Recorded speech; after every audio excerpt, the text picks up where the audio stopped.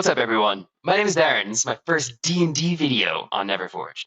I wanted to make this to highlight a house rule I'm debating for an upcoming zombie apocalypse / West Marches game. But since I have a YouTube channel, I figure I can post this and get some critiques on the internet, because that's a good idea.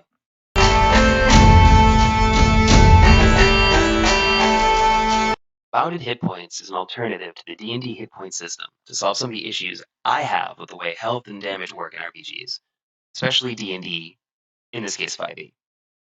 One goal here is to do it in the simplest way possible. I know about Wounds Vitality, which I guess is grit and something now. I don't know. Why not that? Well, Wounds Vitality not only adds more hit points, but also more complications. I'm also familiar with E6, hardcore mode, etc., but this is a new take. For me. Based on science, I guess.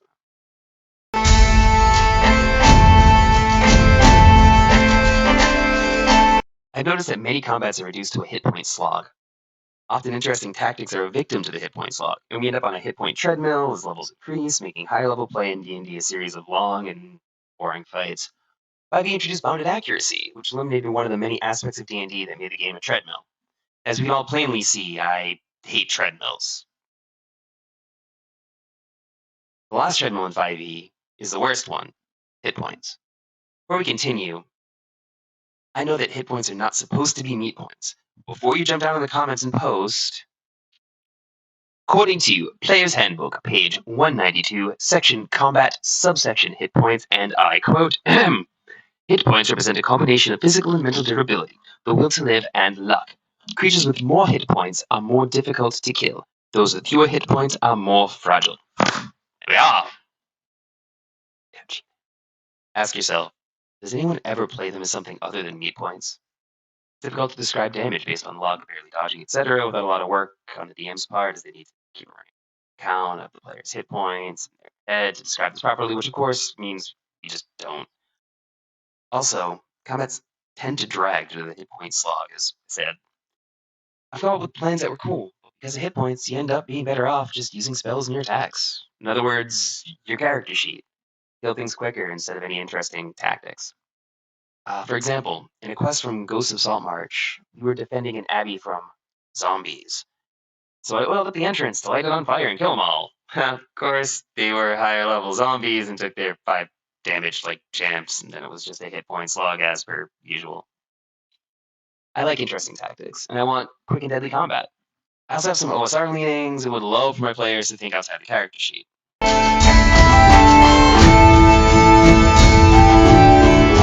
So I took a look at object hit points in 5e, and noticed that objects have hit points based on size.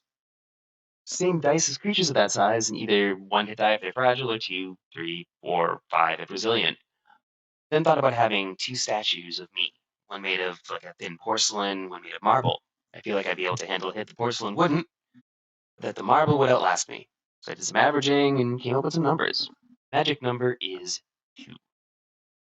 Both for small and medium creatures, which is good, as small and medium are player character sizes.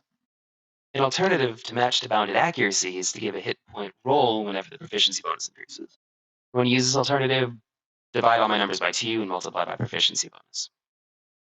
NPCs get a standard number of hit points. Over here. 2 plus con bonus for tiny, 7 plus twice con bonus for small, 9 plus twice con bonus for medium, and 16 plus 3 times con bonus for large. I have numbers for huge and gargantuan as well. Those are less certain because the object hit points don't cover those sizes. Of course, named NPCs will get more than this, likely 16 plus twice con for medium, basically max the player gets, because Strahd should have more than 17 hit points. Yeah. Now then, hit points as we know are supposed to be meat points, skill, and luck, but 5e added a new mechanic called hit dice, which is totally not healing surges in 4th edition, I swear. So I made up a totally new mechanic that was totally not in 4e, called Bloodied. A condition you enter when at half or fewer than your maximum hit points. When Bloodied, as a bonus action, you can Rally, which lets you spend 1 hit die to heal. This only works when bloodied and only 1 at a time. This is the will to live part. Another optional rule is to let players and possibly NPCs spend a hit die when they take damage to reduce the damage taken. The roll is equal to or higher than the damage, the attacker's spell counts as having missed. This accounts for skill or luck.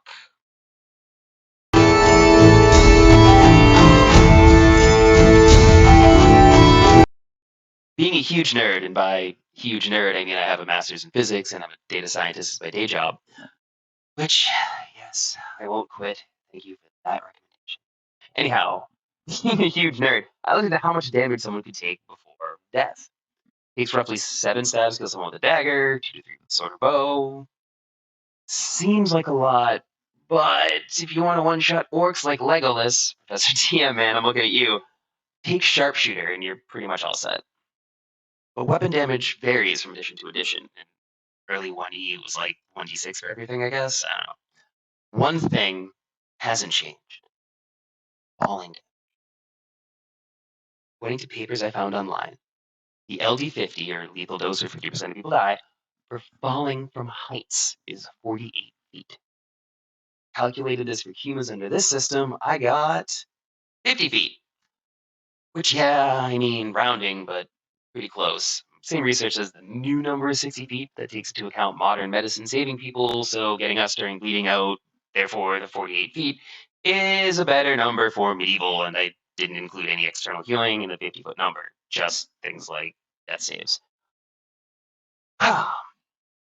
Another thing to note is that most people play D&D from levels 1 to 4, second most at 5 to 8, according to Beyond.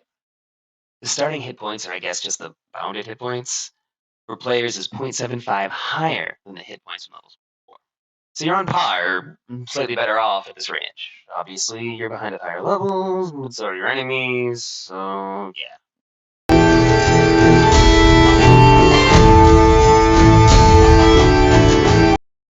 So basically, everyone gets 2 hit dice worth of hit points. Players and important NPCs max that out. Note, actual hit dice do not change, so 20th level fighter with a 14 con can rally for 20 rounds in a row if they like, healing d10 plus 2 each time. This, of course, doesn't count their healing ability, and of course, only with bloodied. Plus, we can spend a hit die when taking damage to reduce the damage, but what else needs to change? So as noted by D&D Beyond and Bob World Builder, most people in 5e use the same few weapons, and damage type of weapons hardly matters. Of course, this isn't too weird. Most weapon types beyond simple blades were designed for specific armor circumstances back in the day. Well, now that most people have 9 hit points, time to make armor just a little bit better. Now wearing armor may grant some damage resistance depending on the armor. Note, this is resistance, not reduction, as the idea of the armor stopping the damage is already baked into armor class. This just makes armor more effective against certain types of attacks. For padded and hides, you gain resistance to bludgeoning. For the various mails, resistance to slashing, since that was what mail was really good at. And since plate was the reason for warhammers and some knights picking up tree branches before a battle, plate gives resistance to piercing and slashing. And yeah, I've seen what plate armor does to arrows. It works. Now, weapon damage types matter, as many enemies will have resistance to at least one damage type. Debating making anything with 3 or more. Its natural armor has bludgeoning resistance, but I'm not much of a hunter, so I don't know what animal hides will do while still on the animal. Comment below if you have real world experience in this, and let me know if natural armor should give bludgeoning resistance. Now, players can rally if they have hit dice remaining or bloody.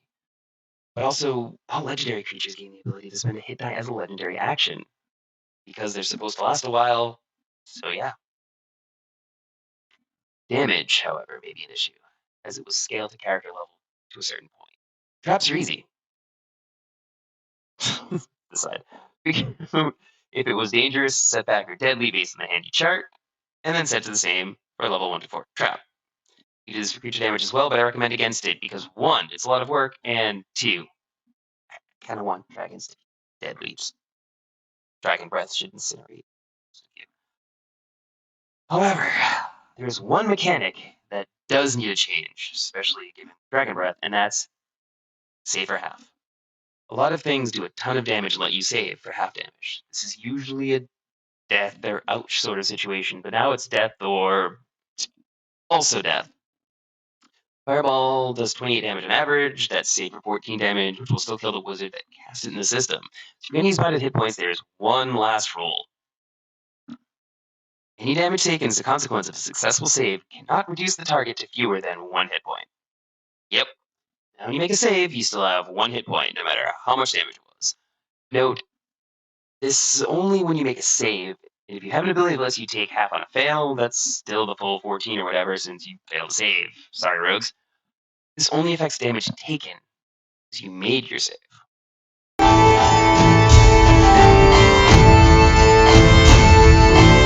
So that's the basic idea. If you want a game that applies the orcs are a threat at higher levels mentality to its fullest, or just want a deadlier game in general, this is for you. Players get twice starting hit points, NPCs based on that chart from earlier, and now armor reduces damage, and everyone can access their healing surges. Sorry, hit dice in the middle of combat as a bonus action, or as a way to reduce damage from an attack. Save for half has a minimum of 1 damage because you did save, and yeah, that's it. This is obviously not for every game, and if you like the way hit points work in 5e, then don't switch. If it ain't broke, don't fix it. But if you've been playing around with Wounds Vitality, with hardcore modes, no more con bonus, etc., you want something that shakes out less of a slog and a simpler rule set, give this a try. Even if only for the armor effects, which I do not recommend without something like bounded hit points because combat is already a bit slow. Well, that's my video on bounded hit points. Let me know down in the comments if this is something you'd be interested in trying and why or why not. If you think this has any merit, or you just want to encourage me to make more D&D videos, hit the like button and subscribe. Seriously, I'll know to make more videos like this if my subscriber base skyrockets because of this video. If you want daily updates of me playing Skyrim to get back in shape, seriously, then also smash that bell.